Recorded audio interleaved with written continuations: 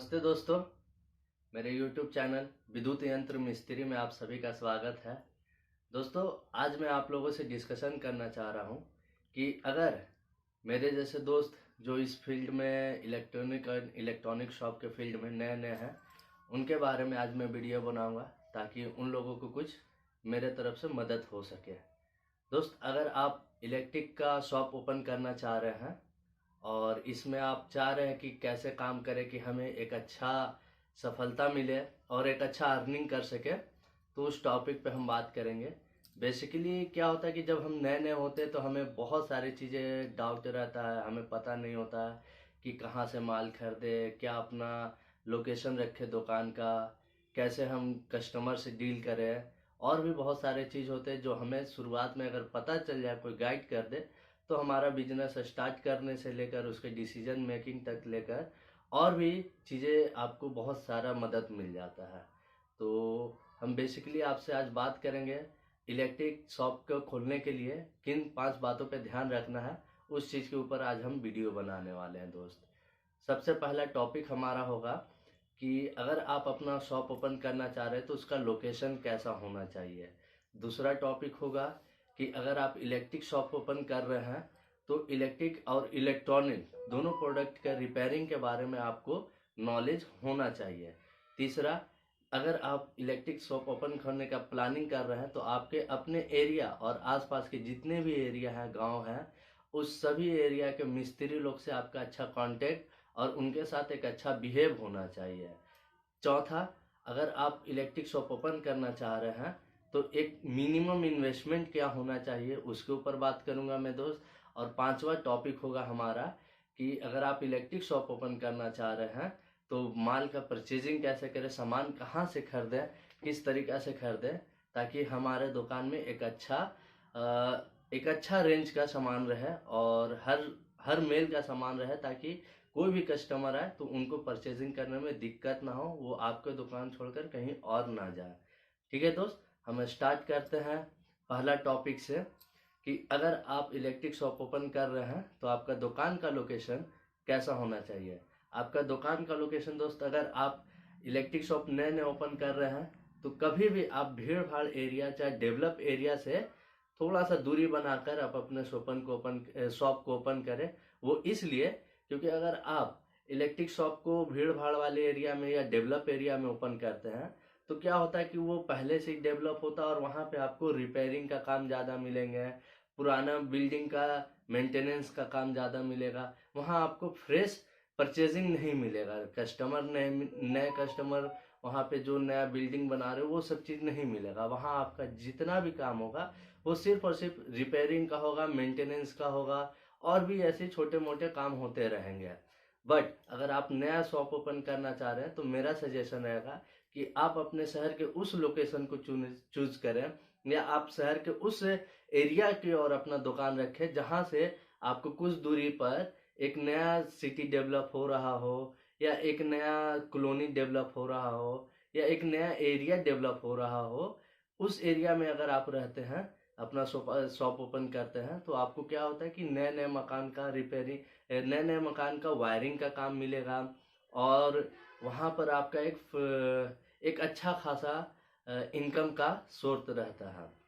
ठीक, दूसरा टॉपिक है दोस्त हमारा कि अगर आप इलेक्ट्रिक शॉप ओपन करना चाह रहे हैं तो आपको रिपेयरिंग का काम का नॉलेज होना जरूरी है, और वो आपको बिजनेस को ग्रोथ करने में हेल्प करता है। इसलिए दोस्त, क्योंकि अगर आपको रिपेयरिंग का काम नॉलेज में होगा तो आप अपने एरिया के जितने भी लोग हैं जिनसे आपका जान पहचान है, या जिन्हें आप नहीं भी जानते हैं, उन्हें आप अपने बारे में बताएं कि आपने अपना एक नया शॉप इस एरिया में ओपन किया हुआ है, आपको रिपेयरिंग का काम आता है। अगर घर में किसी भी प्रकार का मेंटेनेंस का काम हो, पंखा टांगने का, या और भी फ्रिज कूलर टीवी एसी किसी भी चीज़ को बनाने का काम हो, या छोटा मोटा नॉलेज भी आपको, जैसे इंडक्शन हो गया, इलेक्ट्रिक इंडक्शन हो गया, और भी बहुत सारे छोटे छोटे आइटम होते हैं इलेक्ट्रॉनिक प्रोडक्ट में जिसका रिपेयरिंग के लिए कस्टमर लोग आते हैं, ये चीज़ आप बताएंगे उन्हें।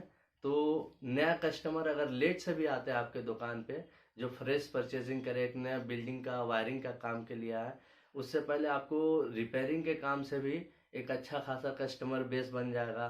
और दूसरी चीज़ ये रहेगा कि इसमें आप कम से कम अमाउंट में एक अच्छा सर्विस देकर ज़्यादा से ज़्यादा लोगों को अपने दुकान के साथ जोड़ सकते हैं। तो इसमें आपका ग्रोथ करने का चांसेस काफ़ी ज़्यादा हो जाता है। थर्ड पॉइंट हुआ। तो तीसरा पॉइंट हमारा है कि आप जहाँ भी अपने शॉप को ओपन करते हैं तो आपके अपने एरिया और अपने आसपास के जितने भी एरिया हैं, गांव शहर हैं, वहाँ के सभी मिस्त्री लोगों से आपका कांटेक्ट होना चाहिए। मैक्सिमम से मैक्सिमम मिस्त्री लोग से आप कांटेक्ट रखें और सभी से एक अच्छा बिहेव रखें।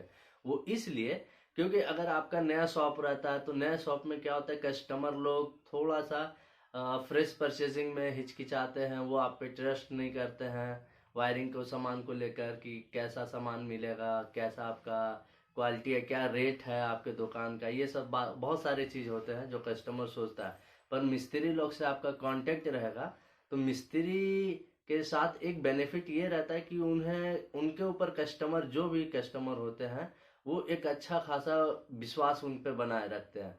मिस्त्री जैसा सजेस्ट करेंगे, जिस भी प्रोडक्ट को सजेस्ट करेंगे वायरिंग वाले लाइन में, कस्टमर वैसा ही सामान खरीदना प्रिफेयर करते हैं। क्योंकि मिस्त्री लोग का हर एक घर में एक अच्छा बॉन्डिंग होता है अपने कस्टमर के साथ।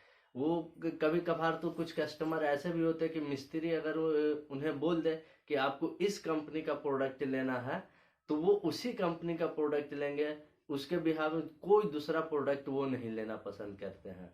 तो इसलिए आपको अपना एरिया के सभी मिस्त्री लोग से कांटेक्ट होना काफ़ी ज़रूरी है, क्योंकि मिस्त्री आपके दुकान पे काफ़ी दूर से भी कस्टमर को सजेस्ट करके भेज सकते हैं, जिससे आपका व्यापार एक अच्छे लेवल पर और एक अच्छे तरीके। हमारा चौथा टॉपिक है अपने दुकान के लिए एक सही परचेजिंग करना। दोस्तों, मैं जब इस फील्ड में नया था और मुझे बताने वाला ना ही कोई मेरा रिलेटिव थे ना ही कोई दोस्त था, तो उस टाइम मैंने इंटरनेट की मदद से और गूगल सर्च करके मैंने अपने दुकान के लिए कुछ सामान का लिस्ट बनाया और वो लिस्ट लेकर अपने बगल के शहर में गया था।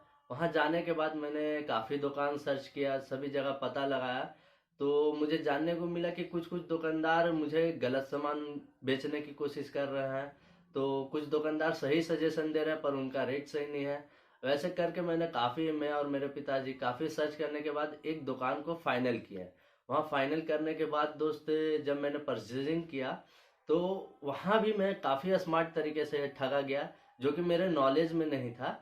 हम और हमारे पिताजी जिस भी सामान का लिस्ट बनाए हुए थे और जिसके बारे में नॉलेज था उसका काफ़ी अच्छा रेट दिया, मार्केट से काफ़ी सस्ता रेट दिया। और जिस जिस सामान के ऊपर मेरा फोकस नहीं था या नॉलेज नहीं था उसका काफ़ी टाइट रेट लगाया, मार्केट से अच्छा खासा प्रॉफिट के साथ उन्होंने दिया। और ऐसा भी हुआ कि उन्होंने हमें सजेस्ट किया कि ये चीज़ आप ले जाइए, ये नया चीज़ आप अपने दुकान में रखिए। ऐसा कर करके उन्होंने मुझे कुछ कुछ ऐसा आइटम दे दिया जो कि बाजार में रिक्वायरमेंट ही नहीं था, उसको वायरिंग के फील्ड से रिक्वायरमेंट था पर बहुत ही कम डिमांड था, बहुत ही कम डिमांड था, जो कि इनिशियल टाइम में मान के चलिए वो पूंजी फंसने ऐसा चीज़ था। और कुछ सामान ऐसा भी दिया जो कि आज तक बिका ही नहीं, वो मेरे शॉप में आज भी रखा हुआ है। तो जिस जिस चीज़ पे मेरा फोकस था उसका रेट तो सही मिल गया, जिस पे नहीं था उसमें मुझे अच्छा खासा प्रॉफिट ले लिया वो दुकानदार ने। तो इसलिए दोस्त, अगर आप कभी भी परचेजिंग करें तो एक टाइम दें, कम से कम सप्ताह भर का टाइम दें, आप अपना सामान का एक लिस्ट बनाएं और उसके बारे में, हर एक सामान के बारे में आप रेट पता करें। देन उसके बाद आप फाइनल करें कि आपको किस दुकान से लेना है, कौन दुकान आपको एक सही रेट में सही सामान दे रहा है। क्योंकि आपको शुरुआत टाइम में सबसे ज़्यादा रहेगा लोकल सामान बेचने की कोशिश करेंगे दुकानदार लोग, क्योंकि लोकल सामान आपको कम इन्वेस्टमेंट में बहुत सारा हो जाता है, जो कि लगता है कि मुझे बहुत सारा परचेजिंग हो गया। और वो चीज़ का डिमांड बहुत कम रहता है, लोकल सामान का डिमांड आपके दुकान में बहुत कम रहता है और उस पे मार्जिन तो मिलता है, पर वो सब आपको 5 रुपये 10 रुपये का आइटम ही ऐसा रहता है, 20 रुपये 50 रुपये का आइटम रहता है। तो इसलिए आप गलत परचेजिंग से बचें और खुद का एक लिस्ट बनाएं और सभी का रेट पता करें, देन उसके बाद आप खरीद। आज का हमारा पांचवा और आखिरी टॉपिक है आपका इन्वेस्टमेंट क्या होना चाहिए। अगर आप वायरिंग का बिजनेस करना चाह रहे हैं तो आपको दो तरीके के प्रोडक्ट का लिस्ट बनाना होगा, एक लोकल प्रोडक्ट का लिस्ट और एक ब्रांडेड प्रोडक्ट का लिस्ट। लोकल प्रोडक्ट का लिस्ट में आपके छोटे छोटे सामान आएंगे, जैसे प्लास, पेचकस, cutter, screwdriver, normal holder, pendant holder, socket, एज और भी बहुत सारे हीटर, कॉइल हीटर, ऐसे छोटे छोटे प्रोडक्ट का एक लिस्ट बनेगा और एक प्रॉपर वायरिंग का स्विच सॉकेट ये सब का लिस्ट बना है, एक ब्रांडेड का और एक लोकल का। इससे क्या होगा कि आपके दुकान में हर तरह के कस्टमर आएंगे जिन्हें आप इजीली सर्विस दे सकते हैं। अगर आप कम पूंजी रखते हैं तो किसी एक तरह के ही आइटम आप अपने दुकान में फुल रेंज के साथ रख सकते हैं, या तो लोकल प्रोडक्ट आप रख सकते हैं प्रॉपर फुल रेंज में, और नहीं तो आप ब्रांडेड प्रोडक्ट रख सकते हैं। तो इसलिए दोस्तों आपको दोनों तरह के आइटम रखने के लिए एक अच्छा इन्वेस्टमेंट होना काफ़ी ज़रूरी है। नहीं तो आप सिर्फ और सिर्फ अपना खर्च और अपना रूम रेंट निकालने तक का ही अर्निंग कर सकते हैं। तो मेरा सजेशन रहेगा कि आप एक अच्छा इन्वेस्टमेंट के साथ इस फील्ड में आए, वायरिंग का बिजनेस स्टार्ट करें।